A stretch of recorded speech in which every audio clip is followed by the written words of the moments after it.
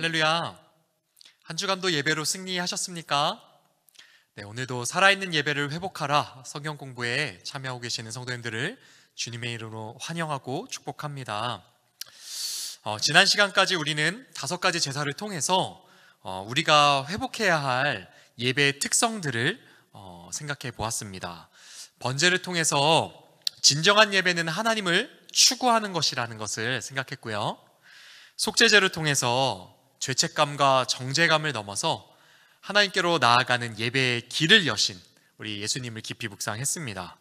화목제를 통해서는 우리의 최상의 것을 드리는 예배가 그런 특성이 있다는 것을 생각했죠.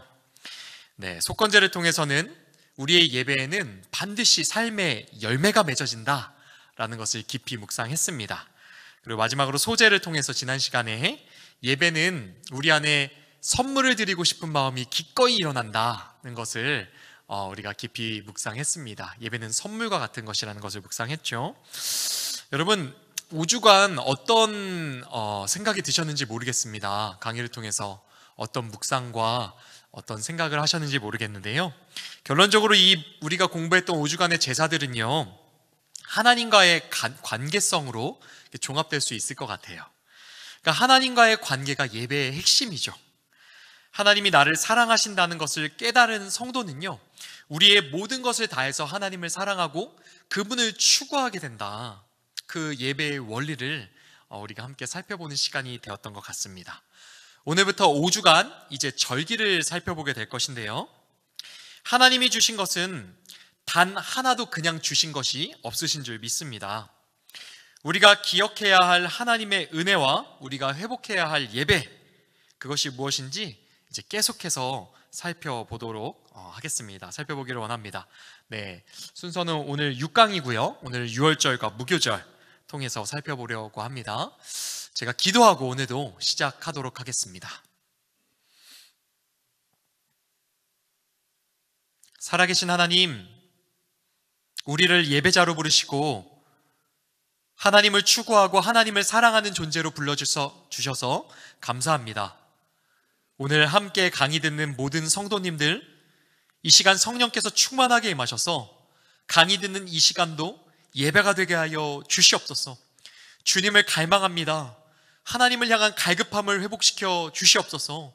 그 갈급함을 가지고 주의 말씀 앞에 나아가오니 하나님, 오늘 공부하는 이 모든 내용이 그냥 지나가는 내용 되지 않게 하시고 우리 마음 가운데 하나님을 더욱더 깊이 알아가고 하나님을 더욱더 깊이 사랑하게 되는 은혜의 도구들로, 축복의 도구들로 하나님께서 사용하여 주시옵소서.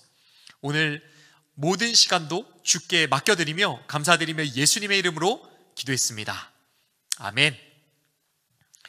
네, 오늘부터 절기를 살펴봅니다. 6월절 무교절 오늘 살펴보는데요, 먼저 함께 생각해 봤으면 좋겠습니다. 여러분, 절기가 무엇인지 혹시 아십니까? 절기.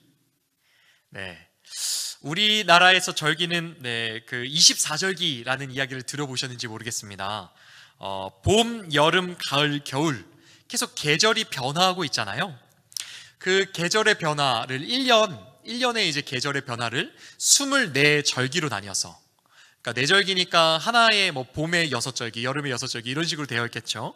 이 절기들을 만들어서 계절의 변화를 알 수 있도록 만들어 놓은 것이 바로 절기라고 할 수 있겠습니다. 여러분이 지금 듣고 계신 이 강의가 10월 23일 날 열리게 되는데요, 그날은 24절기 중 상강이라는 절기라고 합니다. 서리가 처음 내리는 시기라는 의미가 있습니다. 또한 가을 단풍이 절정에 이르는 시기라고도 하죠. 뿐만 아니라 농사로 보면요, 이제 추수가 다 마무리돼야 되는 시기입니다. 더 이상 열매가 맺혀 있으면 얼기 때문이죠. 다 마무리가 되는 시기, 그것이 사전에 이제 상강이라고 이렇게 설명이 되어 있더라고요. 이렇게 절기는요, 우리 삶에 큰 영향을 주는 계절의 변화를 알려줍니다. 그러니까 동시에 농사와 되게 큰 연관이 있는 것이죠. 근데 고대 사회에는요, 여러분, 농경 사회였잖아요. 절기는 그만큼 고대 사회에서 삶에 큰 영향을 주는 중요한 시간표였다는 것입니다. 이스라엘 절기도 이와 같았습니다. 농사와 관련이 깊었는데요. 우리가 살펴볼 7가지 절기가 옆에 표에 나와 있습니다. 네, 유월절, 무교절, 초실절, 그리고 칠칠절은 위에 뭐라고 되어 있죠? 봄절기. 유대력으로 보면 봄절기, 봄에 있는 절기였고요. 나팔절, 속죄일, 초막절, 이 3가지는 가을절기라고 볼 수 있습니다. 그러니까 가을 계절에 있는 절기인 것이죠. 그런데 우리의 24절기와 이스라엘 절기는요, 아주 큰 차이점이 하나가 있어요. 무엇일까요? 네, 옆에 나와 있죠. 네, 우리의 절기는 사실 우리가 좋으려고 우리의 계절 변화, 농사의 그것을 생각하면서 농사를 잘 지으려고 만든 것이지만요, 이스라엘의 절기들은요, 하나님이 주신 것입니다.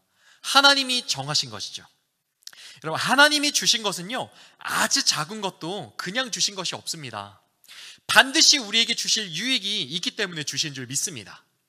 절기를 통해서 우리는요, 하나님이 상상 속에 그냥 존재하는 분이 아니라 오늘 현실 속에서 우리에게 무엇인가 역사하시는 분이라는 것을 생각할 수 있겠죠.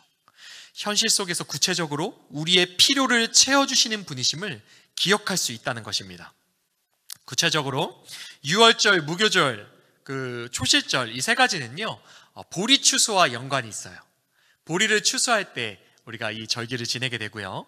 칠칠절은요, 밀을 추수하는 시기에 연관이 되어 있습니다. 나팔절, 속죄일, 초막절은요, 이제 가을이어서 밭에 작물들을 거두고 과일이 열매 맺는 그 시기에 있습니다.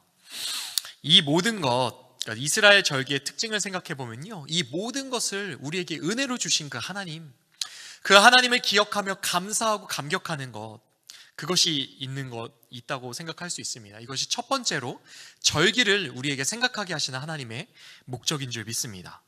두 번째로 생각할 것도 있습니다. 이것은 무엇이냐면요, 모든 절기가요, 한 분께로 다 연결돼요. 그 한 분이 누구실까요?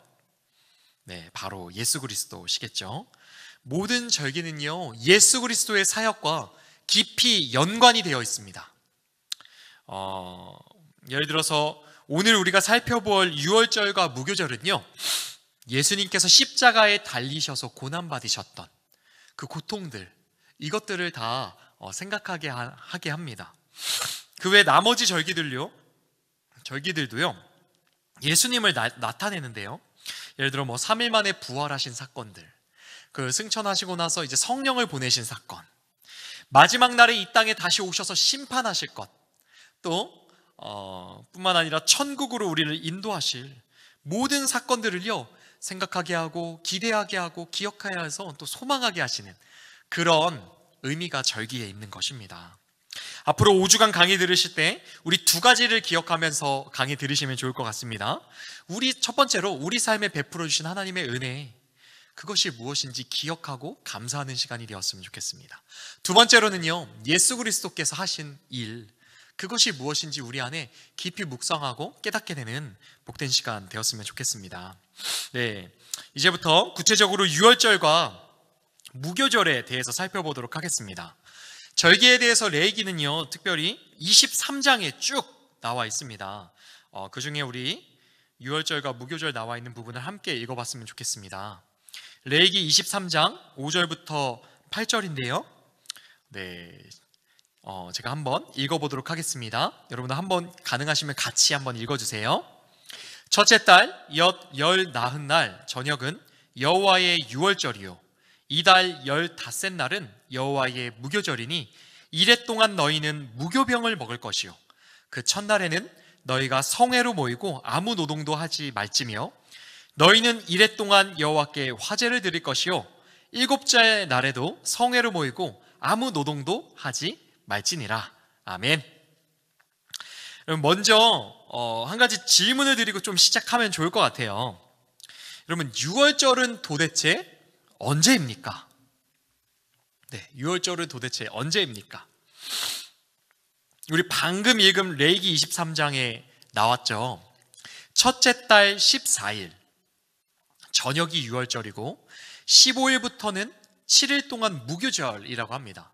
그러니까 첫째 달의 14일 낮부터 아니고요, 유대인들의 그 날의 개념은 저녁부터 시작돼요. 그래서 저녁부터 그 다음날 그 낮까지는 유월절이라는 것이죠. 그리고 나서 15일 그 저녁부터 7일 동안 어떻게 된다고요? 이게 무교절이 시작되는 거예요. 네, 첫째 달이라고 하면요, 흔히 우리 이제 성경에는 아비벌이라고 나옵니다. 출애굽기 23장 15절하고 신명기 16장 1절이 있는데요. 네, 여기 보시면 빨간 글자로 아비벌 이렇게 되어 있죠. 무교병의 절기를 지키라. 아비벌. 네, 무교절이 아비벌이라는 거예요. 신명기 16장 1절은 같이 한번 읽어볼까요? 시작. 아비벌을 지켜 내 하나님 여호와께 유월절을 행하라. 이는 아비벌에 내 하나님 여호와께서 밤에 너를 애굽에서 인도하여 내셨음이라. 아멘. 여러분, 레위기에서 아까 우리가 본 것처럼 첫째 달 14일 유월절이라고 하셨잖아요. 그죠? 근데 여기에 보니까 그 첫째 달이 아비벌이라고 나와 있죠. 근데 여러분, 성경에 곳곳에 또 다른 날이 또 나와요. 에스더서 3장 7절, 제가 읽지는 않을 건데 한번 찾아보실 수 있으면 찾아보세요. 에스더서 3장 7절에는요 그 첫째 달이 니산월이라고 나옵니다. 여러분, 니산월은 무엇이고 아비벌은 무엇일까요? 이게 첫째 달은 도대체 언제인가요? 첫째 달에 유월절과 무교절이 있다고 하는데 성경을 보시면요 이게 되게 헷갈리게 되어 있어요. 여러 가지 단위가 나와 있어요. 네, 절기를 우리가 배우려면요 이것을 좀 정리해야 될 필요가 있어서 제가 이제 말씀을 드리는 건데, 여러분, 절기를 이렇게 배우고 공부하려면요 우리가 첫 번째로 유대인의 달력을 조금 이해해야 할 필요가 있습니다. 유대인의 달력. 네, 여기 지금 달력 보이시나요, 여러분? 설명을 조금 해드려야 될 것 같아요. 먼저 여러분, 우리가 사용하는 달력은 무엇인지 여러분 아시나요? 1년을 365일, 여러분 사실은요 1년이 365일이 맞습니까? 진짜 사실은 원래 정말 철저하게 보시는 사람들 알고 계실 텐데요. 진짜 원래 실제로 우리가 사용하는 태양력, 양력은요 365.251입니다. 왜 그런지 아십니까, 여러분? 2월이 4년에 한 번 하루가 더 있잖아요. 네. 요 양력, 요거 우리가 이 양력을 사용하고 있는데요. 이 양력을 통해서 우리는 계절 변화를 맞춰가는 것이죠. 여기 보시면요, 이 동그라미 그림을 보시면 숫자들이 있죠. 네. 글자가 가장 바깥에 있고 그 안쪽에 있는 그 숫자 파란색으로 되어 있는 그것이 태양력입니다. 3, 4, 5, 그러니까 3.5부터 시작하죠. 3, 4, 5, 6, 7, 8 이렇게. 네, 그게 태양력입니다. 근데요, 우리는 이렇게 되어 있는데 유대인들은요 다른 달력을 봐요. 우리 태양력과 다른 달력을 사용하는 것입니다. 먼저 민력이 있어요. 민력. 네, 민간력이라고 제가 아래 네모난 빨간 그 안에 써 있는 그 민간력 보이십니까? 보시면 그 우리 태양력 3월인데 민간력은 7월로 시작되죠. 3.5에 7, 8, 9, 10, 11, 12, 13. 13은 없죠, 여러분.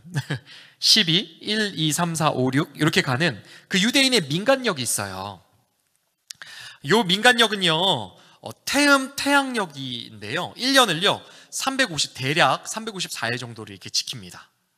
여러분, 음력, 우리도 음력을 지키잖아요. 그 음력과 약간 유사한 것인데 달을 기준으로 이렇게 만들어 놓은 것이요. 근데 이 음력은 문제가 있습니다. 양력과 지금 이렇게 354일이라고 제가 말했잖아요. 약 12일 정도가 차이가 나요.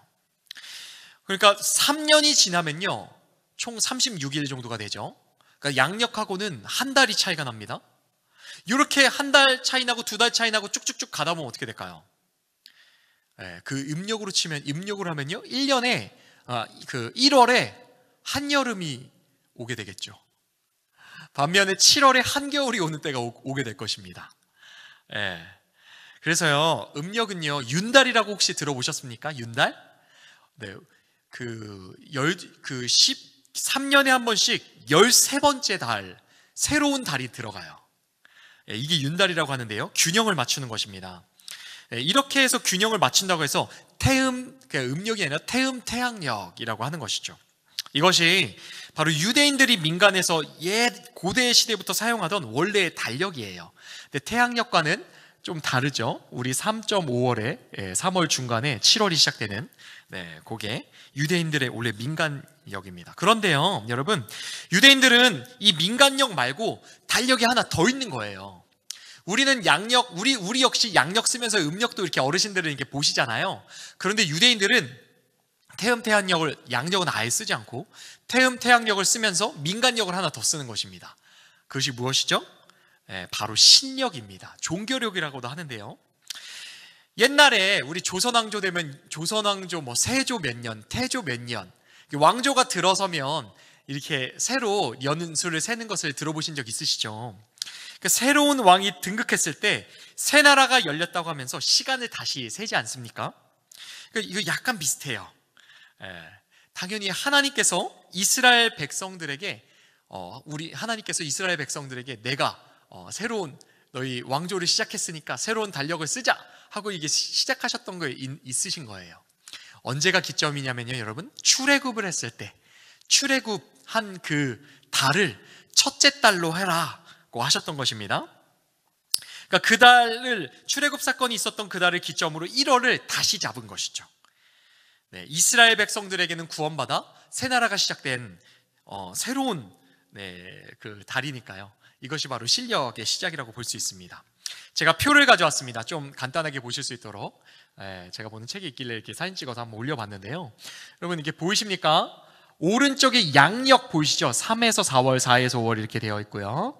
맨 왼쪽은 신력, 그러니까 신력을 기준으로 한 표인 것입니다. 그러니까 1월은 밀력으로는 7월인 거예요. 근데 이게 쉽게 얘기하면 바벨론식 뒤에 사용했던 그 달의 이름은 니산월인 거예요. 반대로 고대부터 사용했던, 고대 유대인들이 사용했던 가나안식 이름은 아비벌인 것입니다. 좀 이해가 되실까 모르겠어요. 그러니까 신력으로 1월은요 6월절이 있는 그 달이죠. 하나님께서 지키라고 6월절을 지키라고 했던 그 달이 첫째 달이었으니까요. 근데 우리 달력으로는 3월에서 4월 사이고요. 즉 봄이죠. 그러니까 1월은 그 유대인들의 신력으로 1월, 그러니까 유대인의 첫 달은요 우리에게는 3, 4월인 봄인 것입니다. 겨울이 아니라.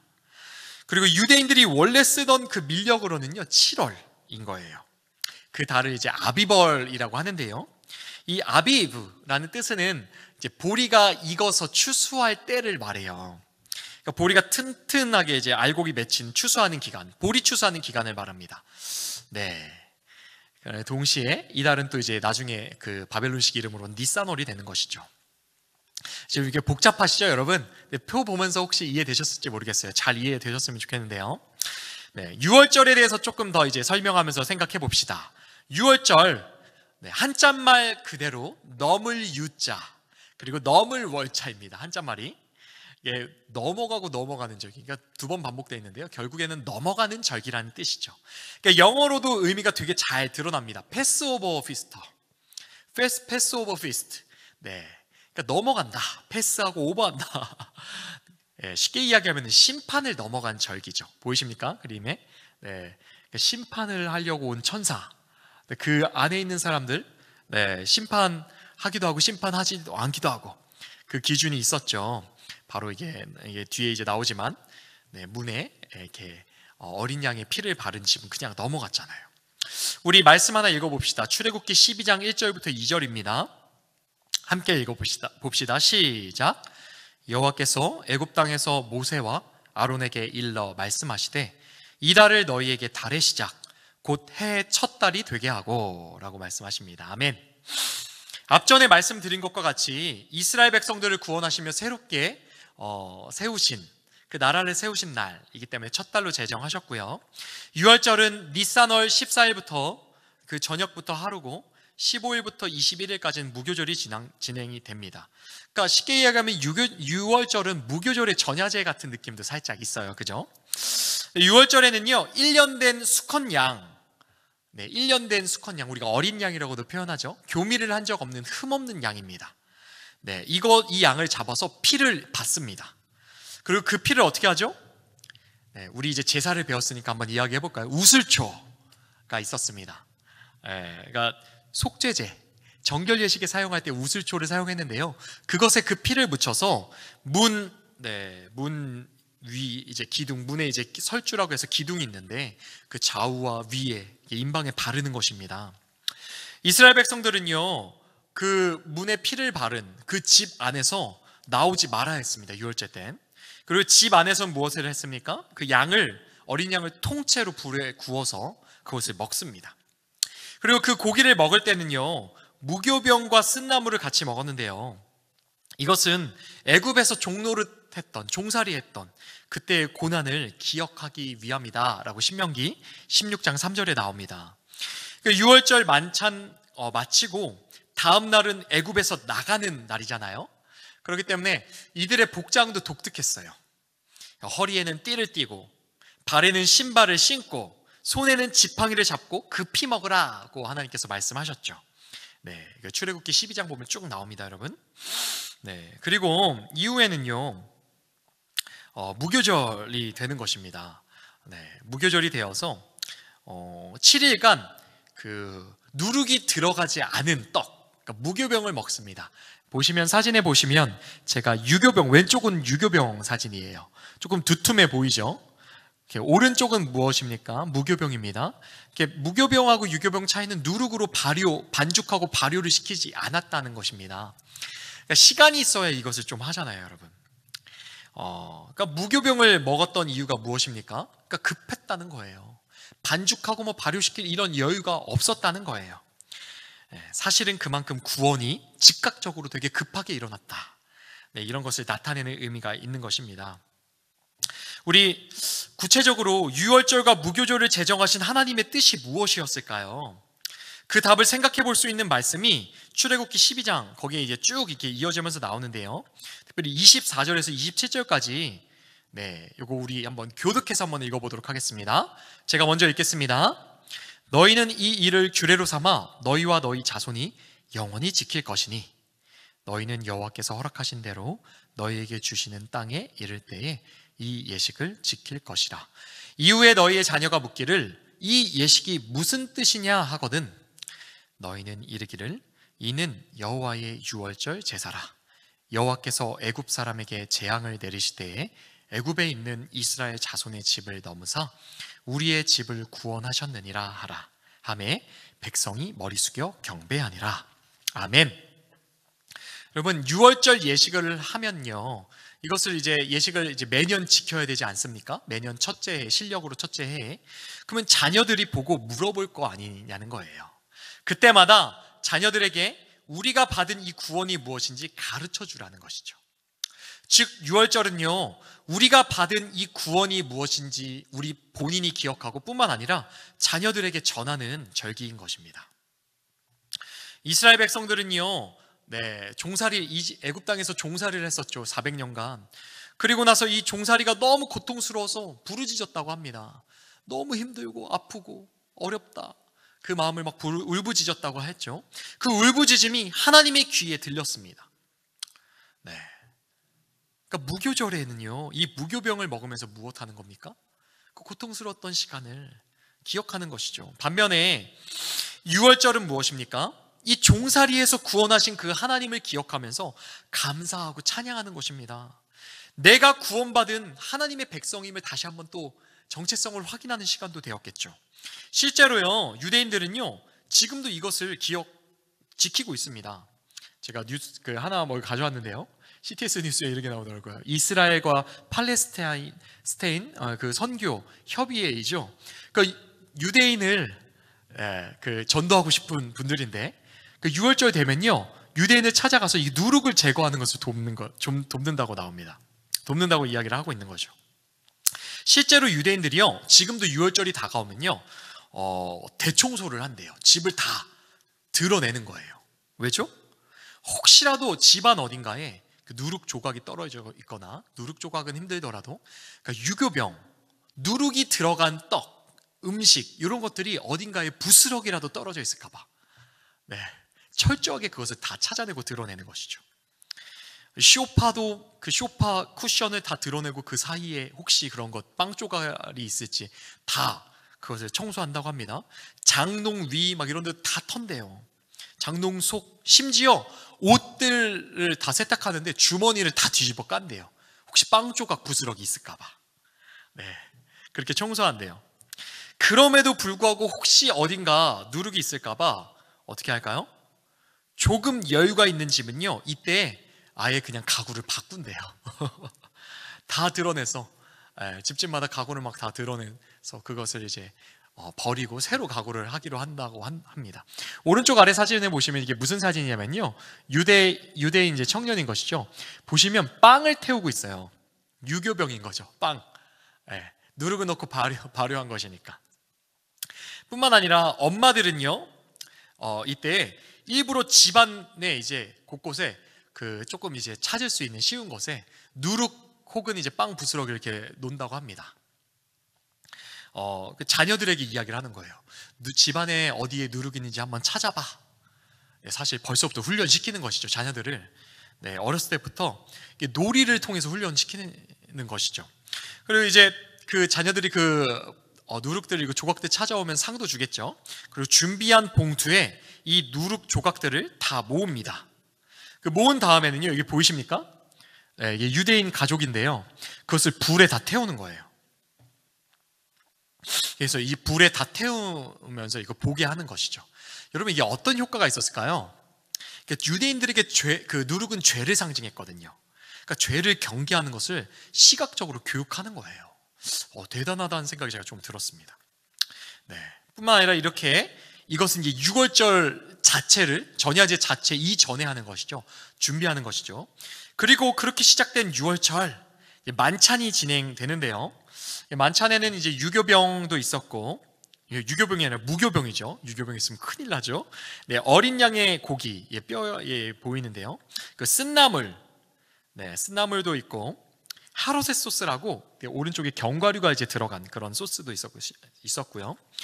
구운 계란, 그리고 포도주, 막 여러 가지 이런 것들 그것들이 이렇게 준비가 됩니다. 음식들이 이렇게 준비되고요. 유월절 예식이 상당히 오래 진행됩니다. 유월절 기도문을 읽고요. 또 찬송도 하고, 출애굽기에 기록된 이야기, 하가다라는 이것도 읽는 과정이 진행도 되었고요. 특별히 이제 출애굽기에 애굽으로부터 우리를 구원하신다는 4가지 약속, 우리가 봤던 그 12장 거기에 나오는데요. 내가 너를 빼내리라, 내가 그들의 고역에서 너희를 건지리라, 내가 너희를 속량하리라, 내가 너희를 나의 백성으로 삼으리라. 네, 이 내용들을 기억하면서 이제 4잔의 포도주를 마시는 그 절차도 있죠. 네. 그리고 이제 출애굽기 12장 26절에 보면 이후에 너희의 자녀가 묻기를 이 예식이 무슨 뜻이냐 하거든. 네, 하면 이제 대답해 주라는 것이죠. 이 말씀을 성취하기 위해서 그 질문도 들어갑니다. 4가지 질문인데요. 제가 살짝 요약해서 갖고 와봤는데요. 왜 오늘 밤은 다른 날 밤과 다른가요?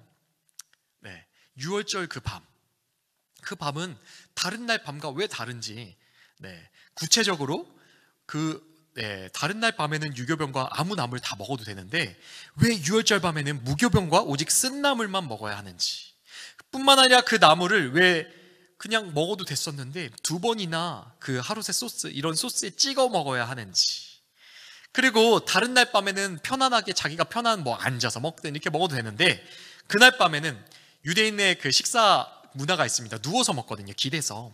왜 그렇게 해서 먹어야 되냐? 그 질문을 의도적으로 이렇게 하게끔 이렇게 되어 있는 것이죠. 여러분, 그리고 이제 그럼 부모가 대답을 해주겠죠. 근데 유대인들 하는 대답, 우리는 다른 대답, 진짜 대답을 알죠. 이 질문에 대한. 그 대답이 무엇입니까, 여러분? 답은 분명하죠. 예수 그리스도 때문이죠.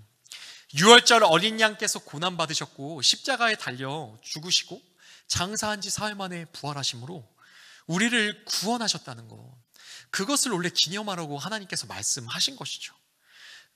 그런데 사실 유대인들은 이것을 모르고 지금 다른 것 이야기하면서 지키고 있겠죠.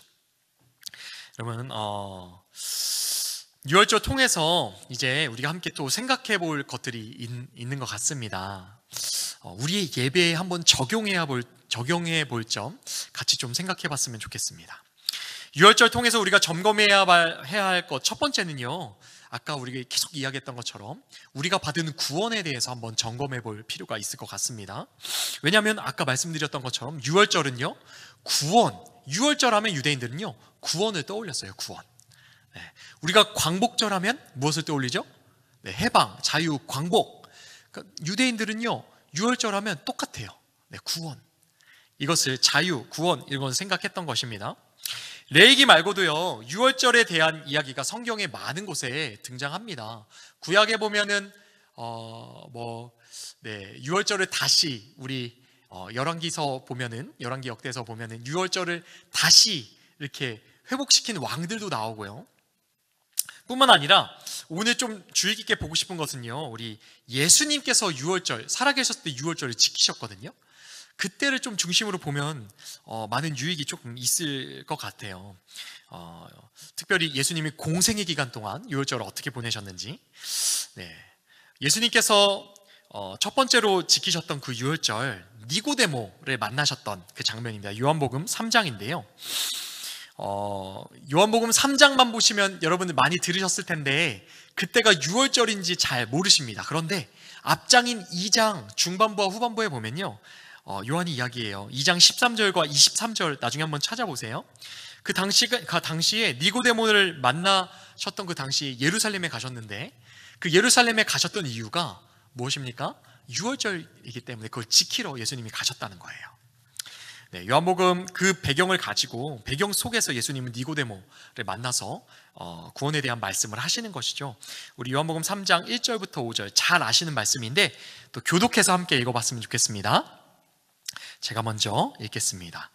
그런데 바리새인 중에 니고데모라 하는 사람이 있으니 유대인의 지도자라. 그가 밤에 예수께 와서 이르되, 랍비요, 우리가 당신은 하나님께로부터 오신 선생인 줄 아나이다. 하나님이 함께 하시지 아니하시면 당신이 행하시는 이 표적을 아무도 할 수 없음이니이다. 예수께서 대답하여 이르시되, 진실로 진실로 너에게 이르노니 사람이 거듭나지 아니하면 하나님의 나라를 볼 수 없느니라. 니고데모가 이르되, 사람이 늙으면 어떻게 날 수 있사옵나이까? 두 번째 모태에 들어갔다가 날 수 있사옵나이까? 예수께서 대답하시되, 진실로 진실로 너에게 이르노니 사람이 물과 성령으로 나지 아니하면 하나님의 나라에 들어갈 수 없느니라. 아멘. 여러분들도 한두 번씩 꼭 들어보신 말씀이실 것 같아요. 사실 니고데모에게 말씀하시는 이 본문 많이 들어보셨을 것인데, 그런 생각 조금 들어보신지 있으셨는지 모르겠어요. 니고데모에게 말씀하시는 예수님이 조금 뜬금없다 느껴지는 부분이 좀 있지 않습니까? 왜냐하면 그 니고데모가 예수님을 좀 칭찬했거든요. 당신은 하나님이 보내신 그 선생님이 맞는 것 같다, 랍비요, 이렇게 하면서 그런 칭찬을 하고 있는데, 갑자기 예수님이 뜬금없이 뭐라고 이야기하셨죠? 네, 우리 처음에 보면 갑자기 진실로 진실로 너에게는 사람이 거듭나지 아니하면 하나님의 나라를 볼 수 없다 라고 이야기하시잖아요. 그러니까 조금 갑작스럽고 뜬금없어 보입니다, 우리에게 느껴지기로는요. 그런데 여러분, 니고데모에게도 그랬을까요? 니고데모에게는 그렇지 않았다는 거예요. 왜죠? 이 지금 니고데모하고 예수님이 이야기하시던 그 시기가 유월절이었으니까요. 아까 잠깐 말씀드렸지만 유월절은요, 구원, 사람들은요, 우리가 광복절 하면 광복을 떠올렸듯이 유대인들은 유월절 하면 구원을 떠올렸거든요. 그러니까 마치 우리가 설날 하면 까치까치 설날 이런 거 생각하듯이, 추석하면 한가위, 보름달 생각하듯이 유대인들은 유월절을 하면 구원을 생각했던 것이에요. 그러니까 전혀 어색하지 않았다는 것이죠. 그리고 예수님은 그 배경 안에서 구원에 대해서, 구원이 무엇인지 지금 정말 선명하게 말씀해 주고 계시는 것입니다. 사람이 거듭나지 아니하면 하나님 나라를 볼 수 없다, 거듭나지 아니하면 구원받을 수 없다라고 말씀하고 계시는 것이죠. 여기서 여러분, 거듭나다라는 뜻이 무엇인, 단어가 무엇인지 한번 생각해 볼 필요가 있습니다. 헬라어로, 왼쪽 위에 있는데 아노텐이라는 단어입니다. 이 단어는요, 두 가지 의미가 있어요, 사실.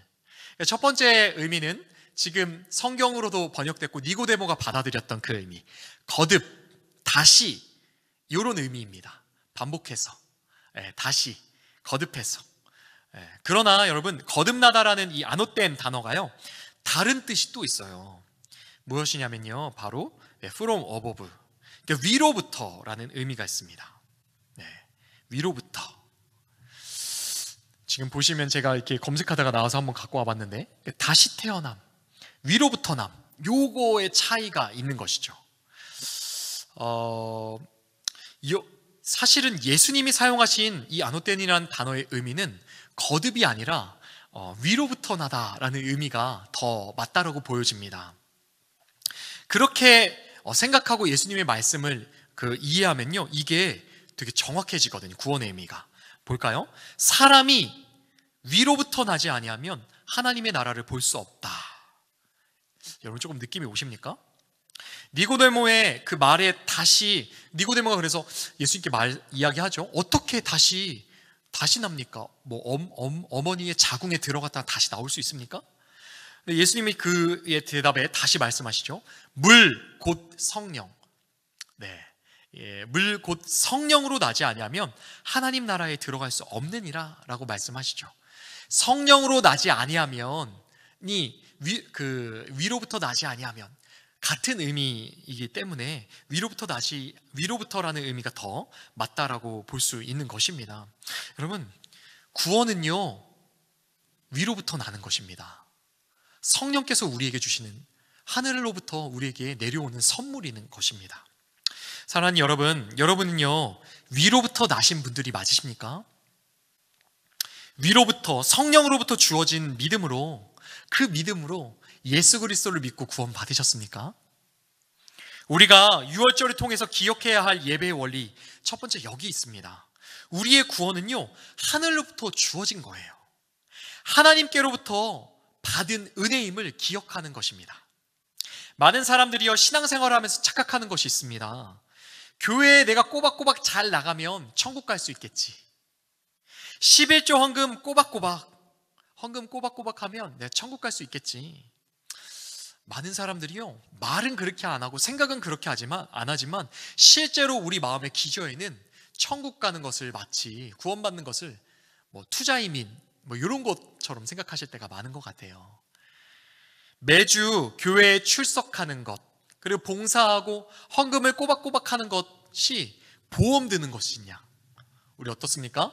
여러분, 보험 들어놓고 그 자동이체 되지 않습니까? 내가 마치 꼬박꼬박 그렇게 하면은 죽었을 때 이것을 타먹을 수 있을 것이냐? 보험처럼 생각하시는 여기는 분들이 계세요. 예수님이 오늘 말씀하십니다. 여러분, 아니라는 거예요. 아니라는 거예요. 구원은 우리의 어떤 노력과 지혜와 능력으로 소유하는 것이 아니라는 것입니다. 그럼 구원은 무엇입니까? 예수 그리스도를 믿는 것이에요. 예수님이 이 땅에 오셔서 마지막으로 보내신 6월절 무엇인지 여러분 아십니까? 십자가 사건. 그때도 6월절입니다. 6월절 어린 양처럼 십자가에서 우리를 위해 대신 죽어주셨어요. 피 흘리셨어요. 그 보혈로 우리가 덮이고, 그럼 어떻게 돼요? 우리의 이 많은 죄에도 불구하고 6월절 어린 양 대신 예수 그리스도의 보혈이 우리를 덮어버리셔서 심판, 우리가 받아야 할 그 죄의 심판을 유월해서 넘어가서 패스오버해서 우리가 구원받는다는 것을 믿는 것, 이것이 바로 진정한 구원인 줄 믿습니다. 여러분, 이 구원은요, 내가 이 구원받을 이 믿음은요, 내가 믿어야지 내가 믿자 해서 생겨나는 것이 아니에요. 애쓰고 수고해서 생기지도 않습니다. 위로부터 주어지는 것입니다. 하늘아버지가 우리에게 위로부터 선물로 주시는 거예요. 예배는요, 바로 이것을 기억하는 것입니다. 위로부터 우리에게 주어진 이 구원, 이것을 깊이 생각하고 구원의 은혜를 기억하며 감사하는 것인 줄 믿습니다. 다시 한번 여러분 말씀드립니다. 내가 하나님께 예배를 드렸으니까요, 우리가 드리는 예배는요, 이것이 살아있어야 되는 줄 믿습니다. 우리가 드리는 예배는 구원받으려고 드리는 예배가 아니에요. 무엇인가 내가 예배를 하나님께 드려서 구원을 얻어내는 그런 예배 아닙니다. 예배는 내가 받은 구원을 기억하고 감격하며 찬송하는 것입니다. 이것을 기억함으로 우리 예배에 변화가 있었으면 좋겠습니다. 진정한 은혜의 감격, 그것은요, 내가 애써서 드리는 예배에 있을 수가 없어요. 하늘로부터 주어진 이 구원에 감사하고 감격하며 드리는 이 예배가 살아있는 예배, 진짜 구원받은 성도가 드리는 예배인 줄 믿습니다. 이 예배가 살아나길 축복합니다. 두 번째로 우리가 생각해 볼 점, 두 번째로는 무교절로 통해서 우리가 좀 생각해 볼 수 있습니다. 은혜 받은 자는요, 죄를 미워하게 된다는 것입니다. 은혜 받은 자가 죄에 대해 어떤 태도를 취하는지 우리가 깊게 생각해 볼 필요가 있습니다. 우리가 앞에 잠깐 무교절 살펴보며 봤죠. 유대인들이 어떻게 했죠, 무교절에? 조그만한 누룩도 민감하게 반응하고 어떻게든 찾아내서 다 불에 태워버리잖아요. 제거해버리잖아요. 여러분, 우리 역시 죄에 대해서 민감하게 반응해야 될 줄 믿습니다. 이것이 죄에 대해 떠나는 것이 훈련되어야 될 줄 믿습니다. 어떤 이들은 말해요. 예수님이 내 죄를 위해서 죽어주셨는데 십자가에서 내 죄를 위해서 대신 피 흘리시고 죄값을 치러주셨다는데 그러면 죄 짓고 다시 회개하면 되겠네? 죄 지어도 되겠네? 사랑하는 여러분, 혹시 여러분도 이런 유혹을 받으십니까? 죄 짓더라도 조금 돈 더 벌고 그럼 교회에 번 돈으로 더 헌금하고 섬기면 되지, 헌신하면 되지. 나는 연약해서 죄를 이길 수가 없어. 한 번 더 어쩔 수 없이 죄 짓고 회개할 수밖에 없지. 여러분, 이런 생각 드시는 분 계십니까? 정신 똑바로 차리셔야 됩니다. 여러분, 정말 유의하셔야 돼요. 이런 생각하시는 분들은요, 대부분 아직 그런 분들이 많아요. 죄가 얼마나 무서운지 아직 생활에서 덜 뒤어보신 분들이에요. 가정에 죄에 깊이 젖어 계신 식구가 한 분 계시면요, 이런 생각 절대 못해요. 죄에 한번 뒤어본 분들은 죄에 종살이하는 것이 얼마나 무섭고 그것 때문에 자기 자신과 가족, 사랑하는 사람들을 파괴하는 그 모습을 진짜 지켜본 분들은요, 삶에서 경험해 본 분들은요, 이런 생각 못 하세요. 제가 한두 번 말씀드렸지만 저희 아버지는 알코올 중독이 있으셨습니다. 아직도 제가 생생하게 기억나요. 한 번은 중학교 때였는데, 중1 때, 중학교 초기 때였는데요. 한 번은 집에 왔는데 화장실에 어머니 머리카락이 막 다 잘려져 있어요. 그리고 막 거실이 피투성이에요. 아버지가 술 먹고 들어오셔서 어머니 머리를 막 다 잘라버리시고, 그리고 어머니 때리셔가지고 폭력하셔가지고 막 거실이 막 다 피투성이가 되어 있었던 것이었죠. 한 번은 어머니가 아버지의 폭력에 못 이기셔서 너무 이제 죽고 싶으셔서 약을 막 다 모으셨다가 그것을 한 번에 다 드셨어요. 자살 시도를 하신 거죠. 그래서 119에 실려가셨던 그 모습을 제가 기억합니다. 아직도 생생히.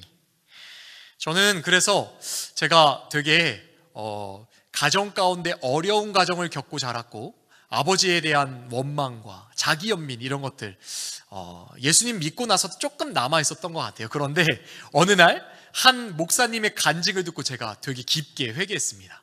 그 목사님은요, 아버지가 실제로 이제 알코올도 심하시고 이렇게 하셨고 방황하시다가 결국에 자기 보는 눈앞에서 목매달아 자살하신 것을 본 목사님 계시더라고요.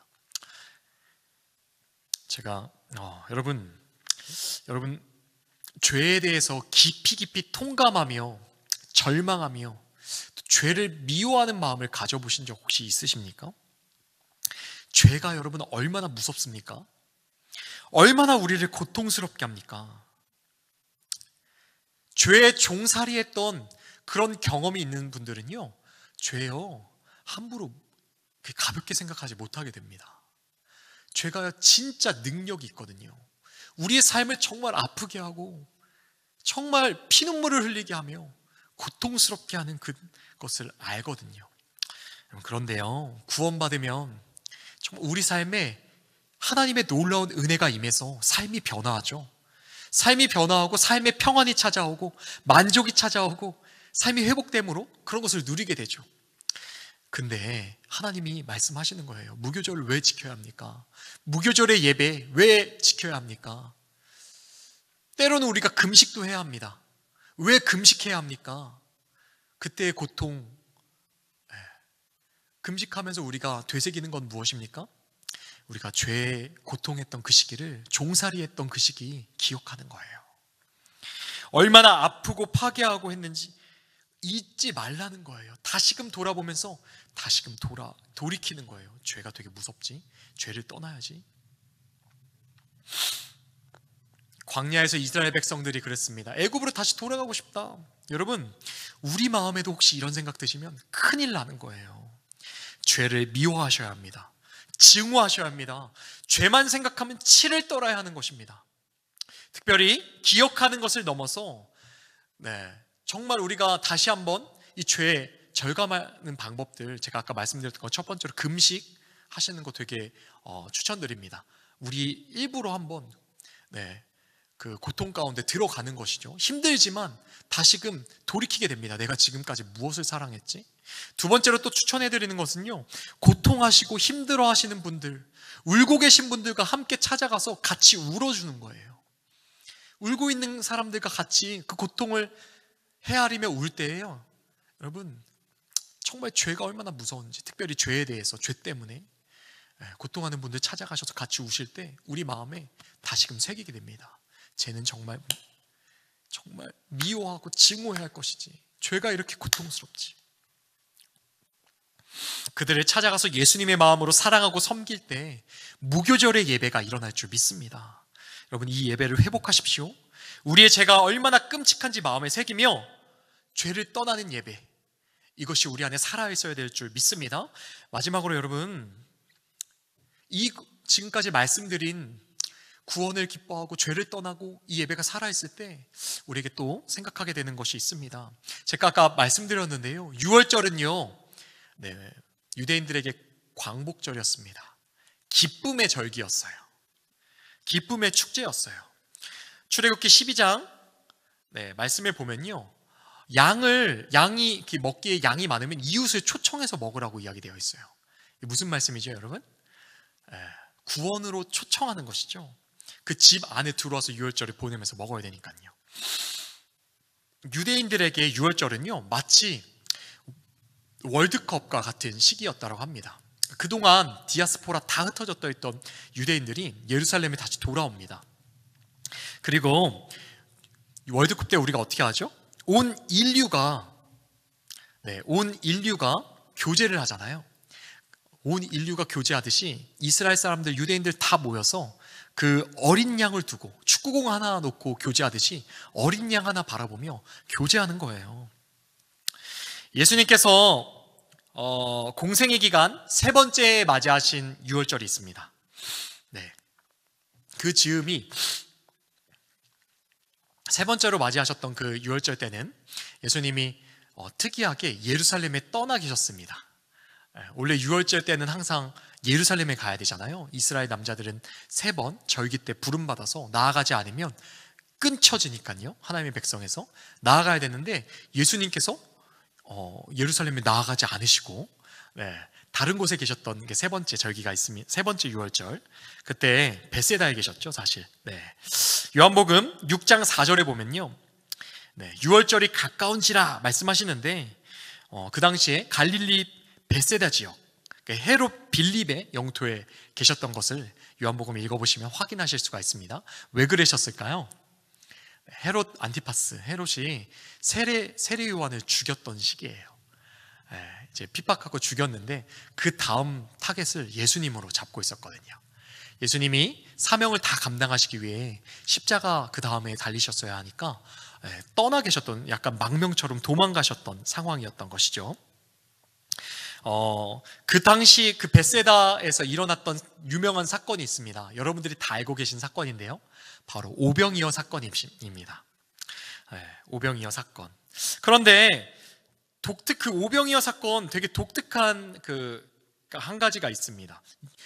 다른 복음서에는요, 오병이어, 떡 5개, 물고기 2마리 이렇게 표기가 되어 있는데 요한복음만 그 떡에 다른 표현이 쓰여 있습니다. 무엇인지 혹시 아십니까, 여러분? 보리떡 5개라고 되어 있어요. 여러분, 6월절 어떤 기간이라고 제가 말씀드렸죠, 앞전에? 보리 추수하는 기간이라 했잖아요. 그러니까 요한이 강조하고 있는 거예요. 사실은 보리떡이라고 하면은 6월절을 강조하고 있구나 볼 수 있는 것입니다. 그리고 오병이어 사건 그 사건을 이제 맞이하고 그 다음 날 예수님께서 유대인들에게 또 의미심장하게 말씀하십니다. 우리 요한복음 6장 32절부터 35절까지 우리 또 이것도 교독해서 한번 읽어보도록 하겠습니다. 제가 먼저 읽을게요. 예수께서 이르시되 내가 진실로 진실로 너희에게 이르노니 모세가 너희에게 하늘로부터 떡을 준 것이 아니라 내 아버지께서 너희에게 하늘로부터 참떡을 주시나니 하나님의 떡은 하늘에서 내려 세상에 생명을 주는 것이니라. 그들이 이르되 주여 이 떡을 항상 우리에게 주소서. 예수께서 이르시되 나는 생명의 떡이니 내게 오는 자는 결코 줄이지 아니할 터이요 나를 믿는 자는 영원히 목마르지 아니하리라. 아멘. 여러분, 제가 앞전에 계속 이야기 드렸던 것처럼 6월절 구원을 나타내는 절기죠. 당연히 예수님께서 구원을 전제로 하고 모든 사건들을 지금 사역을 하고 계신 거예요. 6월절 구원의 포커스. 그런데 오병이어 사건 자체가 예수님께서 구원이 무엇인지 이스라엘 백성들, 유대인들에게 지금 알려주고자 하신 퍼포먼스였다라고 볼 수 있는 것입니다. 그것에 대한 해석이 그 다음, 그 이제 사람들이 막 몰려드니까 오셔서, 이제 베세다 오셔서 건너서 이제 이야기하시는 것이죠. 그 내용이 무엇입니까? 산떡이시라는 거예요. 본인이 생명의 떡이시라는 거예요. 자기를 먹으면 살 수 있다라고 이야기하시는 거예요. 여러분, 예수님은요 우리에게 구원을 주시는 생명의 떡이십니다. 믿으십니까? 하나님께서 생명의 떡이신 예수님을 보내셔서 우리에게 구원을 주셨습니다. 우리는 그분을 먹고 마심으로 우리가 생명을 얻죠. 그것이 성찬, 예식이 드러내는 또 한 가지 모습이라고 볼 수 있겠죠. 사랑하는 여러분, 여러분은 이 생명의 떡이신 예수님, 생명의 떡이신 예수님을 먹고 또 누리고 계시는지요? 우리의 예배에 이 생명의 떡이신 예수님을 먹고 누리는 그 은혜가 있기를 간절히 소망합니다. 예배마다 하나님께서 임하셔서요 우리에게 생명을 부어주십니다. 살아계신 하나님, 성령 하나님께서 임하셔서 우리에게 그 생명을 주십니다. 말씀을 통하여 또 하나님과 깊은 교제 가운데 우리 안에 영적 양식을 부어주시는 줄 믿습니다. 여러분, 금식을 한번 추천해 드리고 싶습니다. 우리가 살아가는 동안 우리도 모르는 사이에 주님 말고 다른 것들을 추구하며 살아가는 때가 참 많은 것 같아요. 특별히 여러분 어떻습니까? 맛집 하나만 가도 우리 안에 기대가 되지 않습니까? 설레이지 않습니까? 가서 그 맛있는 음식을 먹으면 어떡하죠? 만족 있고 기쁨이 있잖아요. 그래서 그 맛집 어떡합니까? 다시 한번 또 나중에 찾아가게 되잖아요. 사랑하는 여러분, 우리의 예배가 맛집보다 더 기대되고 설레고 기쁨이 있어야 되지 않겠습니까? 금식할 때 음식 추구하는 것을 내려놓고 하나님, 제가 이 배고픔과 음식보다도 하나님을 더 추구합니다. 하나님을 더 사랑하길 원합니다. 우리 심령에 그 예배가 회복될 줄 믿습니다. 생명의 떡이신 예수님을 먹음으로 우리가 맛있는 음식 먹지 않아도 훨씬 더 기쁘고 감사한 그 은혜가 우리 안에 회복되게 될 줄 믿습니다. 사랑하는 성도 여러분, 오늘 6월절과 무교절을 통해서 우리가 받은 구원이 무엇인지, 이 구원의 감격이 살아있는 예배, 그것이 있어야 된다는 것을 함께 나눴습니다. 바라기는 우리 사랑하는 성도님들의 예배와 제가 드리는 예배가 그 구원의 감격이, 기쁨이 살아있는 예배가 되기를 간절히 소망합니다. 그 은혜, 축복이 있으시길 주님의 이름으로 축복합니다. 이 시간 제가 기도하고 마무리하도록 하겠습니다. 우리에게 구원을 주신 예수님, 당신을 찬양합니다. 당신을 기뻐합니다. 6월절 어린 양이 되셔서 모든 물과 피를 다 쏟으시고 당신의 살을 우리에게 양식으로 주신 예수 그리스도, 오늘 6월절 통해서 깊이 묵상하게 하심을 감사합니다. 하나님, 죄로 인해서 정말 처절하게 시달리며 고통하며 살아가던 우리, 죄에 종살이하던 우리를 구원하여 주신 그 은혜의 찬송과 영광을 주께 돌려드립니다. 하나님, 오늘 6월절과 무교절을 통해서 우리가 그 구원의 기쁨을 회복해야 됨을 가르쳐 주셔서 감사합니다. 죄를 떠나고 정말 그 다른 것을 사랑하는 그 죄를 떠나고 하나님만 추구하고 예수님만 사랑하고 추구함으로 우리의 예배에 기쁨과 감격이 회복될 수 있도록 하나님 도와주시옵소서. 특별히 우리 사랑하는 성도님들 삶과 그 예배의 현장 가운데 하나님께서 특별한 은혜로 이 기쁨을 회복시켜 주시기를 간절히 소망합니다.